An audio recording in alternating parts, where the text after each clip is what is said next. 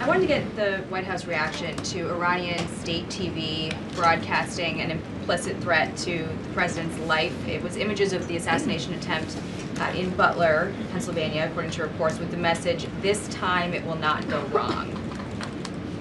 I have not seen that, to be honest with you, Jackie. We'll take a look, and I'll let the president and his national security team examine that footage to ensure its legitimacy. Again, I haven't seen it, so I can't comment on it.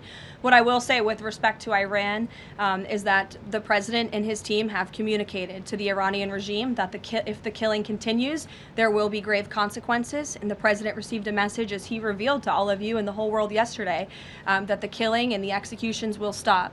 And the president understands today that 800 executions that were scheduled and supposed to take place yesterday were halted. And so the president and his team are closely monitoring this situation, and all options remain on the table for the president. Netanyahu encouraged him against strikes. Look, it's true that the president spoke with Prime Minister Netanyahu, but I would never detail details about their conversation without giving the expressed approval by the president himself.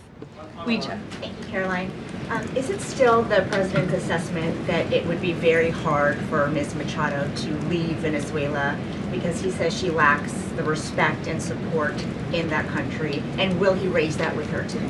I think the president's assessment that you just pointed out was based on realities on the ground. It was a realistic assessment based on what the president was reading and hearing from his advisors and national security team.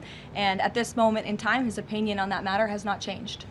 He has also said that he would like there to be elections in Venezuela when the time is right. That's right. Do you have any update on when that might be? And is he committed to a transition to democracy for Venezuela? Yes, and he is also committed to hopefully seeing elections in Venezuela one day, but I don't have an updated timetable for you today.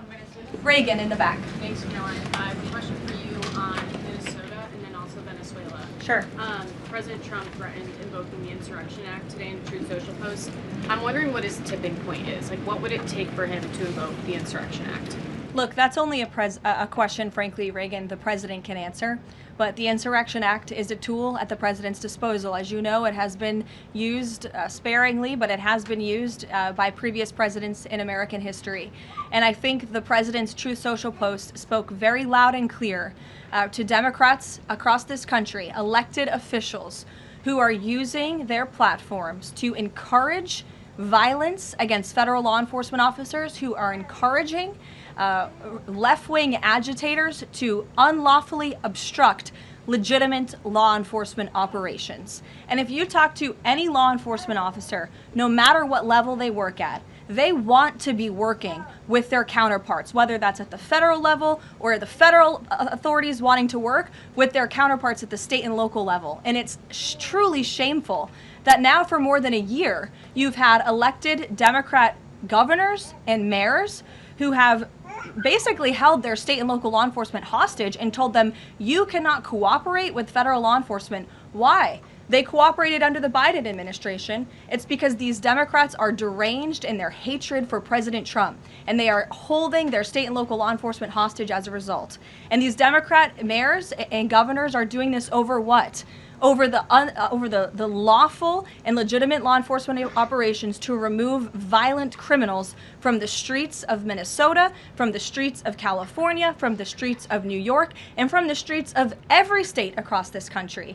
And you don't see these riots and this vandalism taking place in states like Florida. Why? Because you have a governor in that state who has empowered federal and local authorities to work together. And it's despicable what we're seeing from these Democrat politicians, especially in sanctuary states and cities across the country. Yesterday, Caroline. Go ahead, John. Oh, thank you so much. My question is, President Trump has talked twice in recent days, once at the Kennedy Center and then to Reuters again last night, about canceling the election. Why is he talking about this? I believe you're referring to the president's interview at Reuters last night. I was in that interview. It was a closed-door interview. Obviously, there was not audio or video. The president was simply joking. He was saying, we're doing such a great job. We're doing everything the American people thought. Maybe we should just keep rolling. But he was speaking facetiously. And then one more. Sure. On the labor secretary. She's under investigation. Has he spoken to her about this?